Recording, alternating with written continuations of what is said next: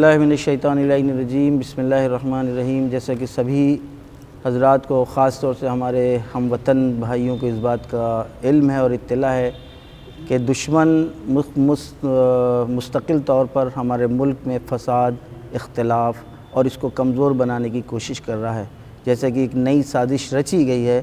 कि जिनकी एतक़ाद और उनकी आस्थाएँ रसूल अकरम से, पैगम्बर इस्लाम से, कि जो सिर्फ़ मुसलमानों के लिए नुमाइंदा और रहबर बन कर के नहीं आया था, बल्कि इंसानियत का था, मानवता का रहबर था, कि जिसने अपने अखलाक के ज़रिए से उस ख़ित्ते में कि जहाँ ज़ुल्म, जौर, बर्बरियत सभी कुछ पाया जाता था, लेकिन आपने अपने अखलाक के ज़रिए से इस तरीक़े से बदल दिया कि देखते ही देखते पूरी दुनिया में मोहम्मद मुस्तफ़ा सल्लल्लाहु अलैहि वसल्लम सब के लिए रहनुमा बन गए। आज इस दौर में एक पलीद शख्स ने, एक मलून शख्स ने, एक लानती शख्स ने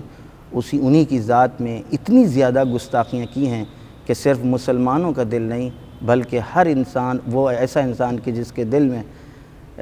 इंसानियत का जज्बा पाया जाता है, उसके लिए सख्त मरहला है। सभी अपनी अपनी जगह सोच रहे हैं कि क्या करना चाहिए। हमारे मुल्क के कानून ने हमको इतनी इजाज़त दी है कि हम कानून के दायरे में रखते हुए भी जेल के कटहरे में भेज सकते हैं कि हमारे मुल्क के सभी लोग कि जो